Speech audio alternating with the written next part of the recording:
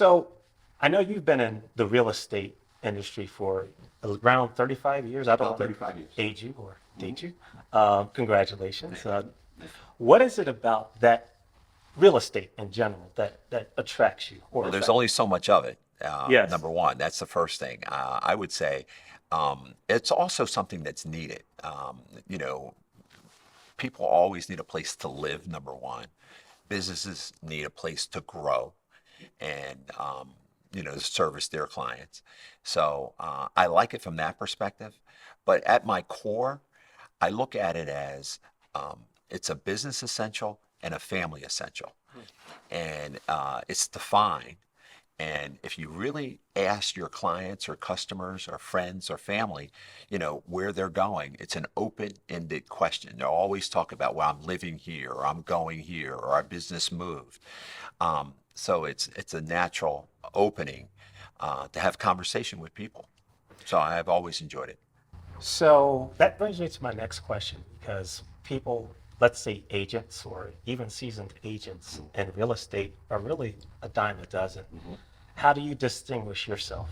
I think it's based on my ability to listen to their needs and wants and also ask them about where they want to go and whether it's in the commercial side or the residential side.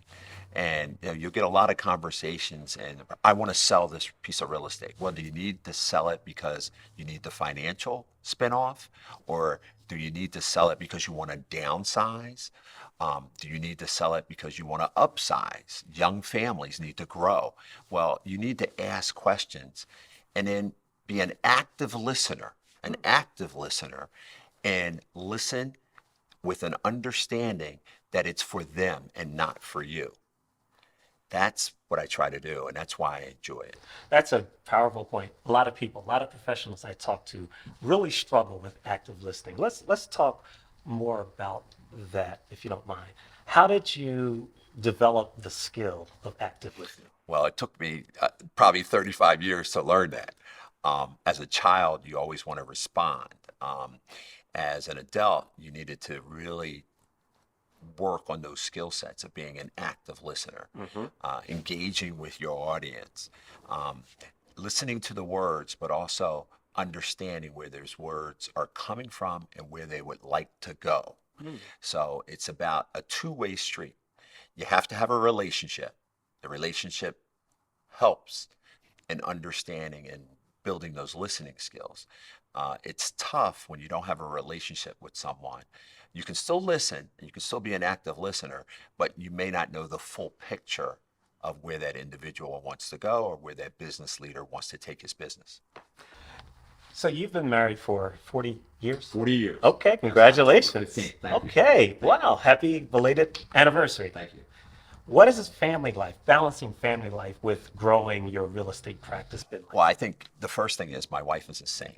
And, first off, for marrying me, and but also to be that person that I can always run something by. Everyone needs to have someone that they can run something by and take critique, but also know at the end of the day they're being supported.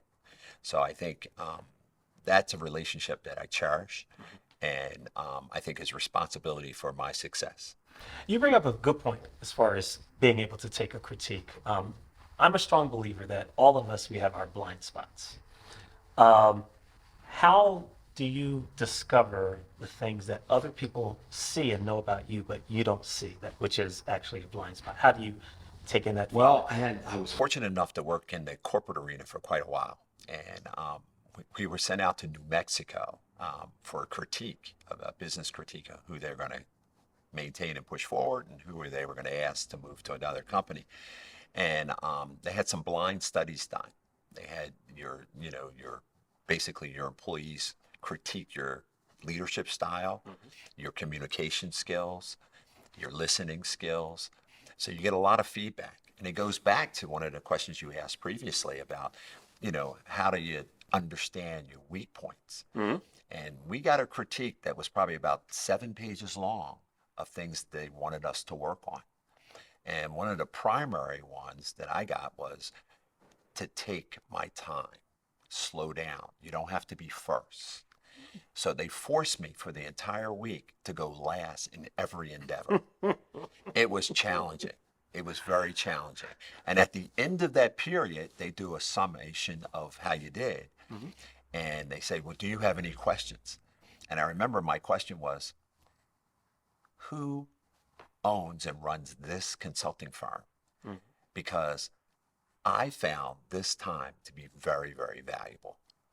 And I also cherish that time because that report is something I lean on now as am I meeting the goals, but am I also working on my weak points as much as I'm working on my strengths? When it comes to overcoming our weaknesses, improving our strengths, it's very difficult to do so unless somebody is either holding us accountable or we're holding ourselves accountable. How do you do it? I think you need both. I think you need to have a mentor that's always in your corner, but also someone that's going to be willing to tell you when you're going down the wrong path or you're not, widening your approach large enough to get the right answers.